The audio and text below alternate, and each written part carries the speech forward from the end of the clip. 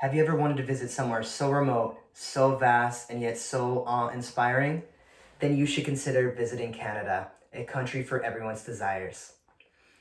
I have quite a bit to tell you about the country, as over the years I have personally visited all its natural wonders and people, alongside my mother's side of the family, which all live in the Great North. The aspects I'm going to touch upon are Canada's natural beauty, from coast to coast, and all the nature and spectacles within, its welcoming atmosphere, how the people are incredibly kind-hearted and welcoming no matter which corner of Canada you're in, and last, its vastness. For how great in size, you could drive for hundreds of miles before reaching the next settlement of people. All you'd have is you, the open road, and the next adventure calling your name. I can give you a first-hand account of why Canada is such an amazing country to visit, and one of those reasons is its stunning and natural beauty. There are many different types of natural beauty within Canada, one of the most prominent being its Rocky Mountains and national parks in the western side. The mountains are breathtaking and undeveloped compared to the United States, and I've personally made multiple trips up to the Rocky Mountains myself, as my family lives just about 90 minutes away.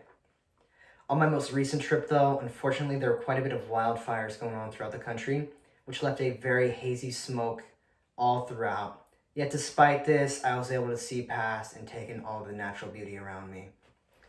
I've also been on some of the lakes up there, which are also a bit different compared to the United States. As what you'd find here, you'd see the coastline filled with houses and resorts. But in Canada, all you have is the shoreline and then miles and miles of trees.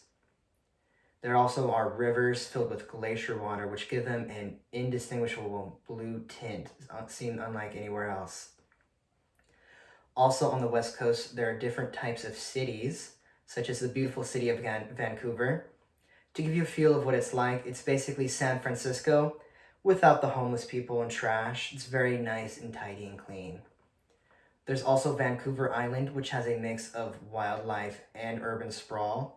There are impressive mountains, hiking trails, coastline, and forests, which then can bring right out to cityscapes. Also in the east side, you have the province of Nova Scotia, which has a more quaint, small feel to it. As it is very undeveloped, there are just numerous fishing towns spread throughout. The biggest population center is Halifax, which has just a population of 1 million people. It has a nice, very rural feel to it. Not only is the country beautiful, it also has some of the most friendliest people you will ever find. When you visit, there is a general welcoming feeling and a general sense of politeness and respect found just about anywhere. The people are generally kind, they'll say hello to you and smile, and in all my visits, I've yet to have an angry encounter with anyone. Accepting people of any culture, I feel, is what Canadians do great. When people accept others of different cultures, those people then become accepting of others, which continues in a cycle where just about everyone is universally accepted, which helps make everyone generally friendly towards one another. What also helps is the slower pace of life that Canadians have as well.